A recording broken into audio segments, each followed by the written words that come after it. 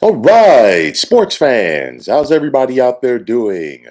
William Martin coming at you one more time here on YouTube with another edition of the 300 Pounds of Sports Knowledge Podcast.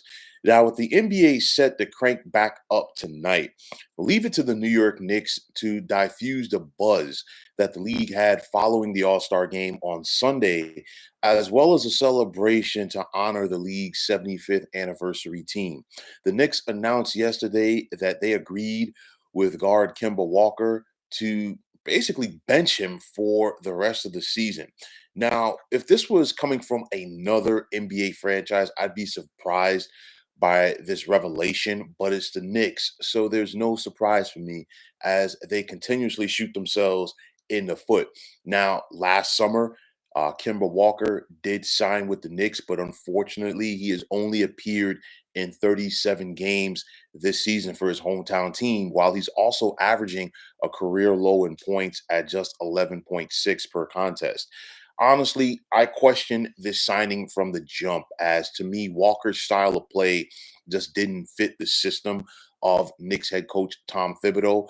Thibodeau is a defensive minded coach, and Walker is more of an offensive player. And it's very easy to fall out of Thibodeau's rotation because he is a very stubborn minded guy. Now, you look at it with the Knicks, they're currently 12th in the Eastern Conference, and they're 3.5 games back of the Atlanta Hawks for the final spot in the play in tournament. Now, I don't think the Knicks are making the playoffs. I said that from the beginning of the season. Go back and check some of the podcasts where I talked about it. The Knicks overachieved last year in a weak Eastern Conference, and the Eastern Conference has gotten a lot better. And unfortunately for the Knicks, they have not been able to keep up with that. So, because of that, there's a very good possibility that when this postseason begins, they are going to be watching from home, just like you and I. Now, you look at this move, and the first thing that comes to mind is, why didn't the Knicks just trade Kemba Walker prior to the trade deadline? I think that would have been better suited for everyone involved. Now they're going to try to go back and do it again over the summer because he has an expiring contract heading into next season, and that's always very tantalizing to another team. Now, the thing is, you look at the Knicks; their roster to me has been poorly put together from the word go. You can say what you want, but you look at Julius Randle and Evan Fournier, both guys are overpaid, and the Knicks are relying on older players like Derrick Rose to come back and be saviors.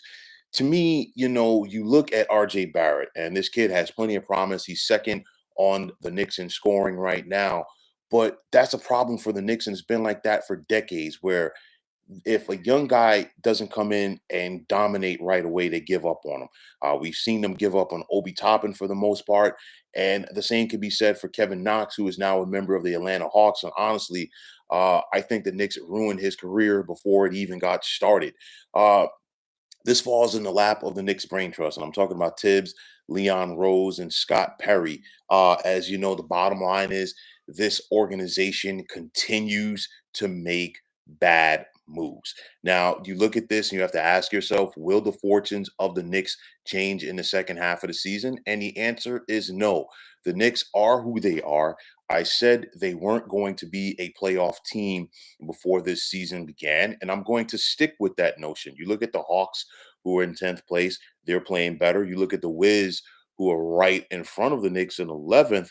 Ever since the Brad Beal injury and ever since they made moves at the trade deadline, this team with the youngsters, they're playing hard right now. So I look at the Knicks right now. It's a very uphill battle, but again, I highly doubt that this team is going to be a postseason team come spring. Now, for me, the best thing for Kemba Walker is to get away from the Knicks this summer and go someplace where he can revitalize his NBA career. You look at Kemba, he's the hometown guy. And typically, hometown guys want to play for the Knicks for the most part, but generally it simply does not work out. And it's unfortunate because Kemba Walker has talent. We're talking about a guy who's a four-time NBA All-Star. He's averaged about 19 and a half points for his NBA career. So plain and simple, the guy can play. But the bottom line is it's the Knicks. This has nothing to do with Kemba Walker. I think this has to do more with the Knicks than it does Kemba Walker and anything else. And I think he will have an opportunity over the summer, to find a good landing spot for him where he can, come in and contribute, maybe as a starter, maybe as a sixth guy off the bench for next season. We'll have to wait and see. But at the end of the day, there really shouldn't be any surprise when the Knicks make moves like this. Uh, as far as NBA franchises go, they consistently shoot themselves in the foot. For some people, they still are a marquee franchise, but at the end of the day, you take away Madison Square Garden, the Mecca, and what else do the Knicks have going for them? And it's a whole lot of nothing. So I look at this. Um, I can't really say I'm shocked and disappointed because these are the things that the Knicks do. Immediately, not too long after Kemba Walker got to the Knicks, you saw his minutes dwindle. We saw him come back and show that he could still produce when the Knicks were short-staffed during COVID. And you would have thought that that would have been, the olive branch to get him back into the rotation, get him more minutes.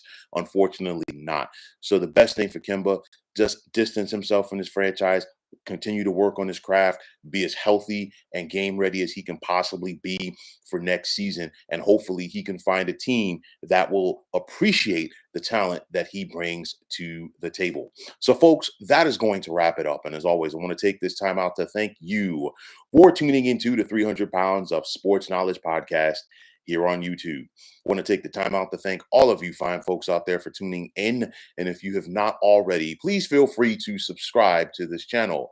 Now, if you're on Twitter, please feel free to follow me at 300 Pounds of Sports. And like I always say, if you follow me, it will be my pleasure to follow you right back. There's also the sports discussion group on Facebook at the Sports Depot 365. You can check it out. Drop a line and be a part of one of the better sports debating sites going on social media. So once again, fine folks, my name is William Martin, signing off, saying take care and have yourselves a wonderful day.